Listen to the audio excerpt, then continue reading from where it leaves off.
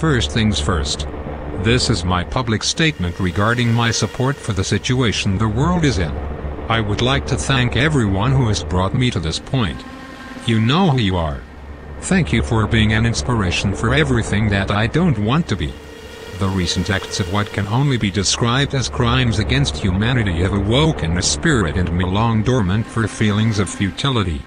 I have been witnessing these things for years in faraway places for most of my teenage and adult life.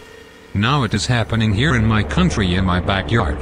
For those of you who know me and have known me for the last 15 years or so know that I have a big heart.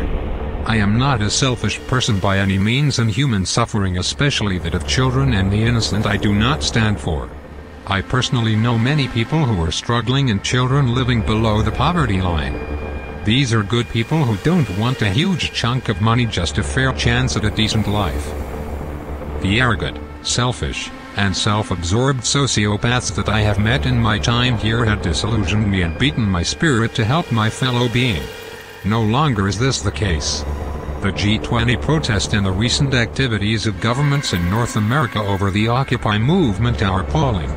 In Canada, the police during the G20 in Toronto corralled peaceful protesters in a tactic referred to as K-telling, wherein the protesters are surrounded, told to move, and when they have nowhere to go are beaten, blasted with sound cannons, pepper sprayed, arrested and charged, all for exercising their civil liberties. This should be a crime against humanity. I treat it as such. When the use of force is warranted, I support it. When it is not, I condemn it. The recent acts of violence against the Occupy movement in North America make me at the very least disgusted to even be considered part of the human race. I am not religious, but I do hold dear some of the principles of it. If everyone followed the teachings of religious leaders and icons such as Jesus, Mahomet, but to whomever you pray to, the world would be a much better place. I'm not saying go to church, I'm saying be a human being. These elites, as they are called, fail to meet the requirements as far as I am concerned. They manipulate the teachings of iconic figures to justify their actions. The phrase, "the Lord helps them who help themselves," is just a cop-out invented for capitalists by capitalists. You will not find it in the Bible, and trust me, I have looked.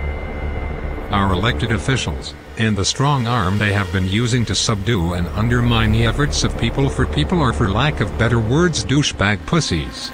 The officials and corporate kings hide behind the cowards who hit innocent people with batons, tasers, pepper spray, mace, tear gas, sound cannons, and no one is accountable because no one is wearing a name tag or a badge number. I present a challenge to all crowd-controlling officers: put your name on your uniform and wear your badge number with pride.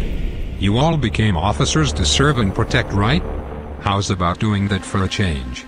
As for elected officials, I would like to see you out at the protest, clubbing and maiming right alongside your cronies. You are all bullies and just downright terrible creatures.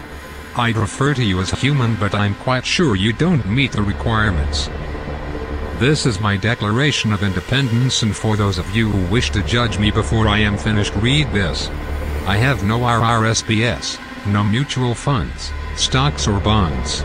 I am not playing the stock market. I try and support local merchants rather than corporate businesses as much as I am currently allowed. My dealings with the corporate world are as few as possible, and I have been this way for a very long time. I am not a hypocrite. I have a decent enough job and am not asking for a bigger piece of the pie. I have everything I need and can afford almost anything I could realistically want. Everyone should at least have a chance to experience life as I do. If they screw it up, then oh well, but to have your job sent overseas so that some already overinflated bank account can buy a bottle of Dom to piss out is sickening, to say the least. I was asked to donate money while I was grocery shopping, a donation, mind you, that would be made in the name of a corporation, cumulative with everyone else as a tax write-off, when Japan had the recent reactor meltdown. At the time there were still over 1 million people homeless in one of the poorest nations on the planet, a little place called Haiti. Maybe you've heard of it. I quickly informed the clerk of this, and she stated to me that she had no idea and would no longer ask the donation question to anyone. With all of this money and bailouts being handed to the exceedingly rich corporations on our tax dollars, think of how many people that we could house, clothe and feed. I declare my independence from what has become known as the human race and will reacquaint myself with the human species. What good is a race if there is no one left to run with? To quote the immortal John Lennon, all you need is love. And a dream you dream alone is just a dream. A dream we all dream together becomes a reality. I think I'll become a Leninist. For those of you who think one person cannot make a difference, I have a few names to throw your way. Gandhi, Martin Luther, Guy Fawkes, Martin Luther King, Jesus Christ, John F. Kennedy, Mother Teresa, just to name a few. On the flip side, Adolf Hitler, Ivan the Terrible, both of the Bush Sr. and Jr., Julius Caesar, Mao Zedong, Kim Jong-il. If the world is really going to end as the scare tactic 2012 would have us believe, then why is it so important to stop us now? We're all gonna die in about 400 days anyway.